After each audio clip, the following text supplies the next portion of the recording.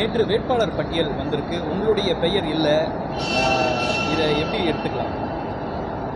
Okay, இதில் நிறைய யூகங்கள், social media commentators அவங்க எழுதுகிறாங்க, இவங்க எழுதுகிறாங்கன்னா, நான் கட்சிக்கு வந்து ரொம்ப நாளைக்கு முன்னாடி எழுத்துப்பூர்வமாக இந்த தேர்தலில் நான் போட்டியிட விரும்பவில்லை என்று கொடுத்திருந்தேன். மாநிலத்தினுடைய கோர் கமிட்டியில் கூட நான் என்னுடைய கருத்தை சொல்லியிருந்தேன், நான் அந்த தேர்தலில் போட்டியிட விரும்பவில்லை அப்படின்னு.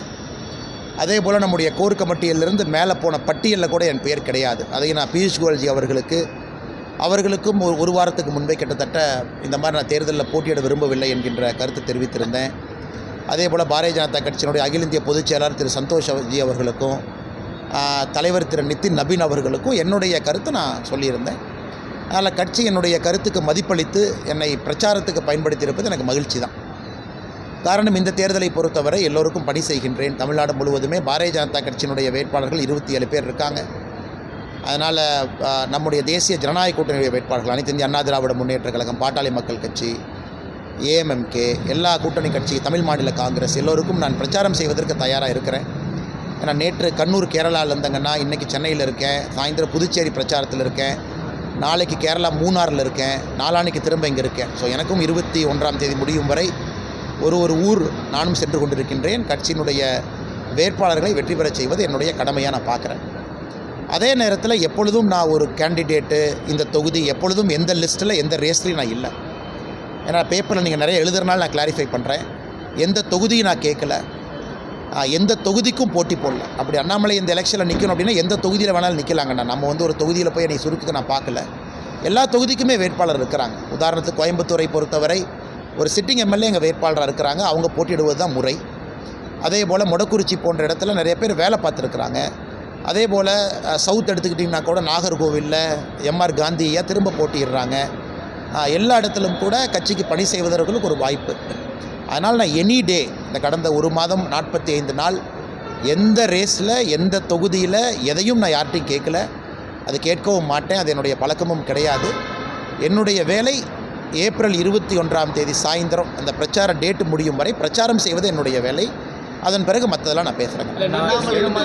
இல்லாத ஒரு சூழலில் இருந்தாலும் அண்ணாமலை வந்து பாஜகவுடைய ஒரு முகமாக பார்க்கக்கூடிய அவருடைய ஆதரவாளர்கள் அவர் நிற்காத ஒரு ஏமாற்றம் அப்படிங்கிற மாதிரியான ஒரு அதிருப்தியை வெளிப்படுத்துகிறாங்க. இது அண்ணாமலை இல்லை, அது எல்லோருமே தெரியுங்கண்ணா, எல்லா தொண்டர்களுக்குமே தெரியும். ஒரே நேரத்தில் நம்ம எல்லா சண்டையும் ஒரே நேரத்தில் இழுத்து போட முடியாதுங்கண்ணா. ஒரு தேர்தலுக்கு ஒரு சண்டை தான் போட முடியும். இந்த தேர்தலுக்கு என்னுடைய சண்டை என்பது தமிழ்நாடு முழுவதுமே பிரச்சாரம் மூலமாகத்தான். ஏன்னா 2024 பாராளுமன்ற தேர்தலில் நான் போட்டியிட்ட பொழுது எனக்கு ஒரு சிறு வருத்தம் இருந்தது. நம்மை நம்பி நிறையா வேட்பாளர்களை நம்ம போட்டி போட வச்சோம். உதாரணத்துக்கு அண்ணன் ஓ பன்னீர்செல்வம் அவர்கள் இன்றைக்கி அவர் திராவிட முன்னேற்ற கழகத்தில் இருந்தாலும் கூட பாரதிய ஜனதா கட்சியினுடைய அலுவலகத்துக்கு வந்த பொழுது நான் அண்ணங்கிட்ட ரொம்ப ரெக்வஸ்ட் பண்ணேன், அண்ணா நீங்கள் இந்த எலெக்ஷனில் நிற்கணும் அப்படின்னு. அவரும் அதை ஏற்றுக்கொண்டு சுயேட்சை நின்னாங்கண்ணா. அவருக்கே நம்ம கேம்பெயினிங் அப்படிங்கிறது அரை மணி நேரம் தான் போக முடியுது. அண்ணன் டிடிவி தினகரன் அவர்களுக்கும் அன்றைக்கி போட்டியாளராக இருந்தாங்க, ஒரு பெரிய தலைவர், அவங்களுக்கும் நம்ம 1 மணி நேரம் தான் போனோம். அன்றைக்கி ஒரு பெரிய மனக்குறை எனக்கு இருந்துச்சு. எத்தனையோ பாரதிய ஜனதா கட்சியினுடைய வேட்பாளர்களுக்கு என்னால் பிரச்சாரம் செய்ய முடியவில்லை. தாமரை 23 இடத்துல இருந்தாங்க. நிறைய பேர்த்த நாம் ரெக்வஸ்ட் பண்ணி நிற்க வச்சோம். ஸோ அந்த மனக்குறை இந்த தேர்தலில் 2026 சட்டமன்ற தேர்தலில் தீர்க்க முடியும் என்கின்ற நம்பிக்கை. காலம் இருக்கிறது, காட்சிகள் மாறத்தான் போகுது, நிறைய தேர்தல் வரத்தான் போகுது. அன்றைக்கி நம்ம போட்டி போட்டுக்கலாம். அதனால் நம்மோடு அன்போடு இருக்கக்கூடிய மக்கள் எப்பொழுதும் அன்போடு தான் இருப்பாங்க. ஆனால் இந்த தேர்தல் நம்ம சண்டை என்பது தமிழ்நாடு முழுவதும் போகணும். திராவிட முன்னேற்ற கழகத்தினுடைய தவறுகள் எடுத்து சொல்லணும், அதற்கு வலிமையாக நம்ம பேசணும். அது இன்றைக்கி என்னுடைய பொறுப்பாக பார்க்கின்றேன். நான் எதுக்கு சொல்கிறேன்னாங்க, கிளாரிஃபிகேஷனுக்காக சொல்கிறேன். ஏன்னா நிறைய பேர் பேக்ரவுண்ட் விஷயம் இல்லாமல் இப்படி அப்படின்னு தமிழ்நாடு கோர் கமிட்டியிலிருந்தே ஒரு பேர் மேலே போகல அப்படின்னா பாரதிய ஜனதா கட்சியினுடைய தலைமை எப்படி அவங்க சீட் கொடுப்பாங்க? அதே போல் நீங்கள் கட்சிக்கு மிக தெளிவாக நான் போட்டியிட விரும்பவில்லை, எனக்கு வேறு எந்த பொறுப்பு கொடுத்தாலும் செய்கிறேன்னு நம்ம சொல்லியிருக்கோம். கட்சி பிரச்சாரம் செய்யுன்னு சொல்லும் பொழுது கட்சியின் மீது நான் எப்படி தவற சொல்ல முடியும்? நேற்று பியூஷ் கோயல்ஜி அவர்கள் ஏர்போர்ட்டில் உங்களை சந்தித்ததாக கூட பார்க்குறேன். ஸோ நம்ம கோரிக்கையை ஏற்றுக்கிட்டு கட்சி செவிசாய்த்து